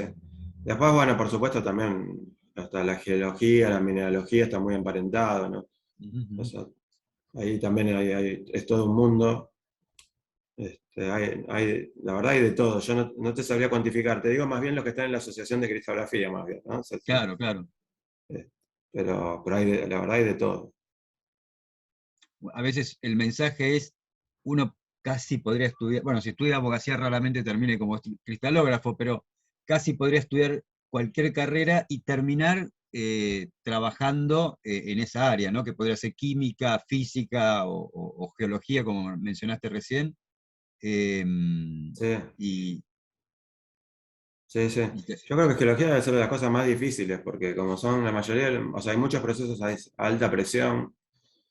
O sea, hay que saber física y bueno, y son cosas, o sea, yo por lo menos me superan totalmente, o sea, los procesos que se deben dar. Así que bueno, yo creo que ahí hay que saber muchísimo. Después me parece que la química, para muchas de las cosas que estábamos hablando, yo creo que lo mejor es ser químico. Me parece que los químicos tienen un poco, o sea, tienen bastante física, bastante, algo de, por lo menos la matemática hace falta para esto la tienen. Tienen, bueno, distintos tipos de química, me parece que son los que tienen una formación más amplia. En física nos falta mucha química y nos falta biología, o sea, nos faltan cosas que después tenemos que ir aprendiendo a los golpes. El químico que ya de entrada ya tiene una formación, me parece, un poco más amplia que para esto lo puede ayudar. Pero Ujú. bueno, la pasión que tenemos por la física, todos nosotros, no nos dejó seguir otra cosa. Pues.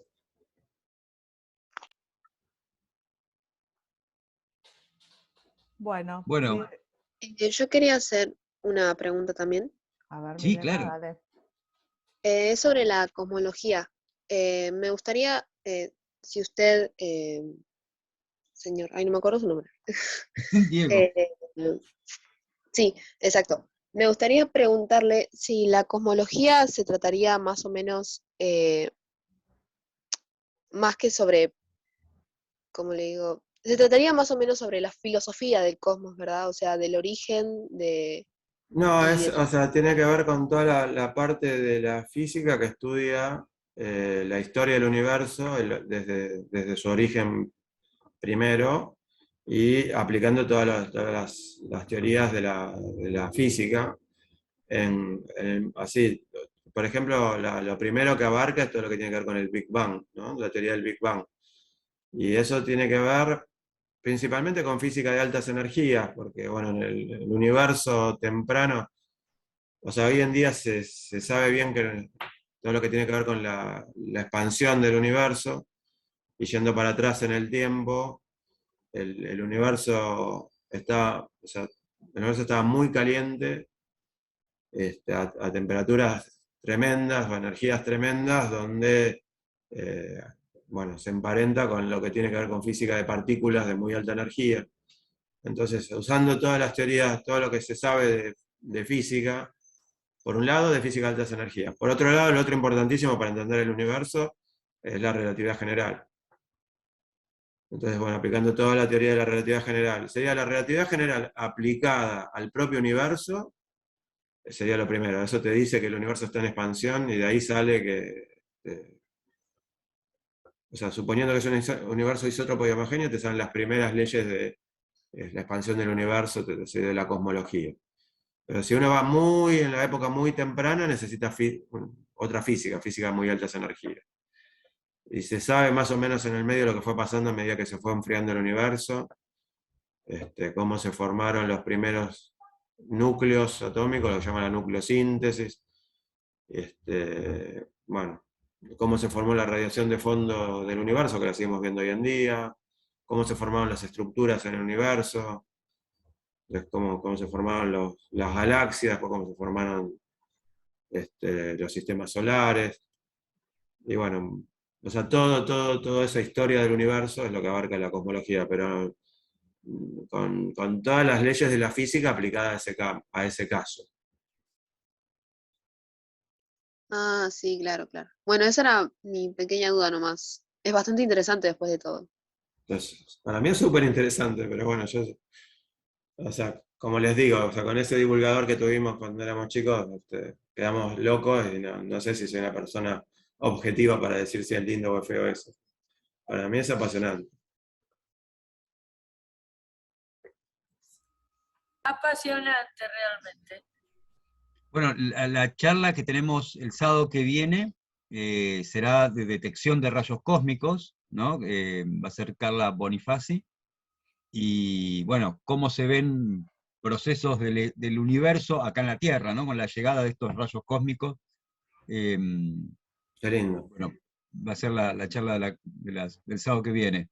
Ujú. ¿Más preguntas?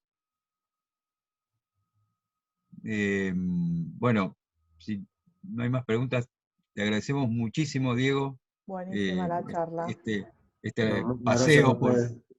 histórico y bueno, hasta llegar al presente de la cristalografía. Y bueno, los esperamos no sé, el sábado que viene. Mil gracias a todos por estar y nos vemos. Bueno, muchas gracias de nuevo. Gracias. Chao, gracias. Nos vemos a todos.